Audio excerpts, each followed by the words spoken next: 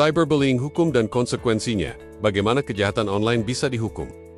Pernahkah kamu membayangkan bahwa ucapan atau tindakan di dunia maya bisa berakhir dengan hukuman penjara? Kasus tragis Amanda Todd menjadi salah satu momen penting yang mengguncang dunia dan memicu perubahan besar dalam hukum. Mari kita lihat bagaimana hukum menanggapi cyberbullying dan dampaknya terhadap reformasi andeng-andang di berbagai negara.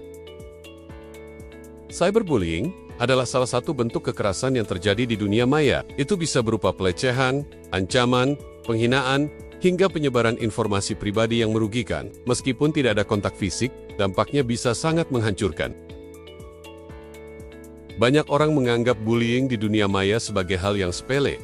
Namun kenyataannya, ini bisa menimbulkan trauma psikologis yang serius bagi korban, bahkan menyebabkan korban merasa terpojok dan depresi. Amanda Todd adalah seorang remaja asal Kanada yang menjadi korban cyberbullying ekstrem. Pelaku yang mengancam dan menyebarkan gambar pribadi Amanda akhirnya menjadi penyebab tragedi yang mengarah pada kematiannya. Kasus Amanda Todd memicu perubahan besar dalam sistem hukum, termasuk undang-undang yang lebih ketat di Kanada untuk menangani cyberbullying. Ini menunjukkan bagaimana kejadian tragis bisa mendorong reformasi hukum yang lebih baik untuk melindungi korban. Di masa itu, tidak ada hukum yang secara khusus mengatur cyberbullying. Hal ini menyulitkan pihak berwenang untuk menindak pelaku dengan cara yang efektif. Kekosongan hukum ini memperlihatkan bahwa sistem hukum harus lebih fleksibel dan adaptif terhadap perubahan zaman, terutama di era digital yang penuh dengan tantangan baru, seperti pelaku yang anonim dan lintas negara. Kasus Amanda Todd menunjukkan betapa pentingnya kerjasama hukum internasional dalam menangani kejahatan siber. Aiden Choban, pelaku dari Belanda, akhirnya bisa diekstradisi ke Kanada untuk diadili.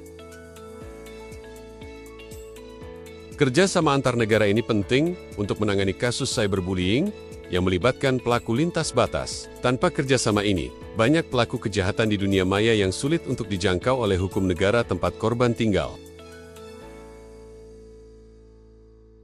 Di Indonesia, cyberbullying umumnya ditanggulangi menggunakan Undang-Undang ITE Informasi dan Transaksi Elektronik. Pasal-pasal dalam undang-undang ini dapat digunakan untuk mengadili pelaku yang melakukan penghinaan atau ancaman melalui media elektronik.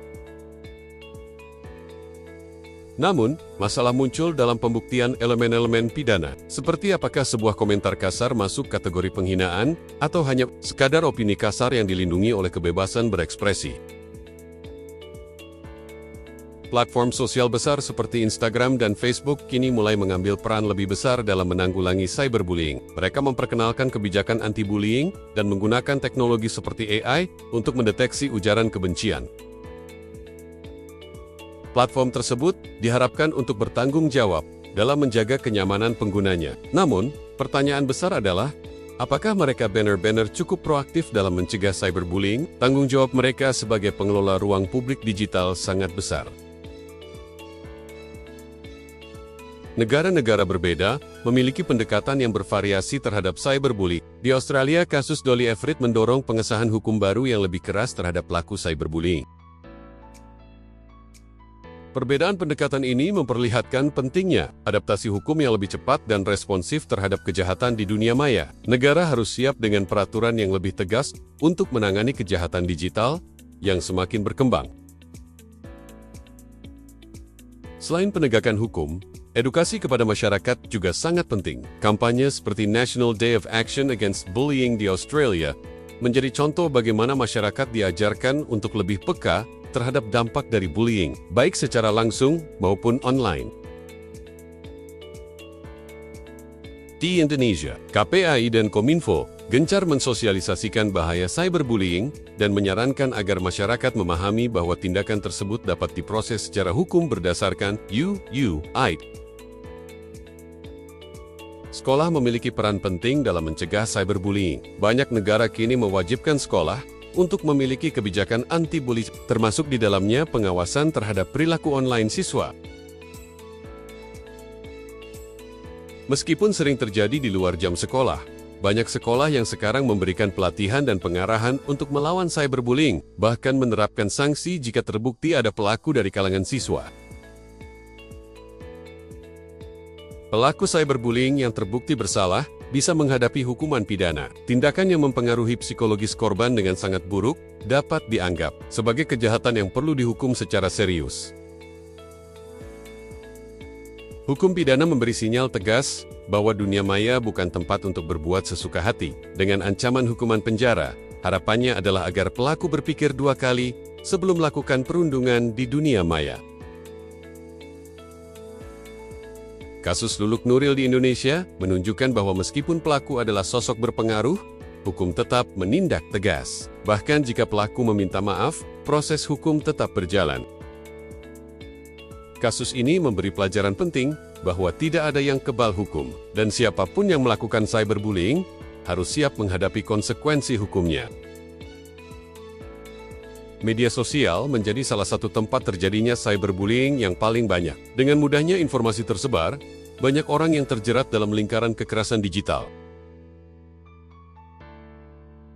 Pemerintah dan lembaga hukum kini semakin proaktif dalam memantau aktivitas media sosial dan bekerja sama dengan platform-platform besar untuk menanggulangi kejahatan ini.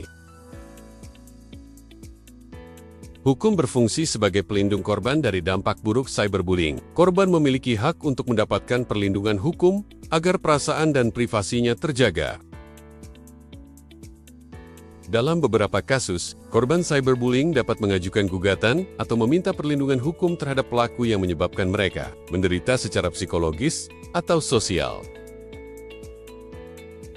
Di era digital ini, sistem hukum harus terus berkembang untuk menghadapi kejahatan yang bersifat online. Hukum harus dapat mengatasi kejahatan siber dengan lebih cepat dan efektif. Tantangan terbesar adalah bukti elektronik yang seringkali bisa dipalsukan atau disalahgunakan. Oleh karena itu, pembaruan peraturan dan sistem bukti harus selalu diutamakan. Secara keseluruhan, kasus cyberbullying mengajarkan kita pentingnya hukum yang adaptif dan responsif terhadap tantangan digital. Ke depan, kita semua harus lebih peka dan sadar akan dampak dari kejahatan ini. Dengan adanya hukum yang lebih tegas dan kampanye edukasi, kita berharap agar generasi mendatang tidak hanya lebih bijak menggunakan media sosial, tetapi juga lebih paham akan hak dan kewajiban di dunia maya. Apakah kamu tahu bahwa tindakan di dunia maya bisa berujung pada hukuman serius? Tonton video ini untuk memahami bagaimana hukum berperan dalam melindungi korban dan memberikan efek jera kepada pelaku cyberbullying. Jangan biarkan kejahatan ini berkembang lebih jauh. Jika kamu peduli dengan keadilan dan perlindungan di dunia maya, jangan ragu untuk berbagi video ini dan ikuti kampanye anti-cyberbullying di platform sosialmu.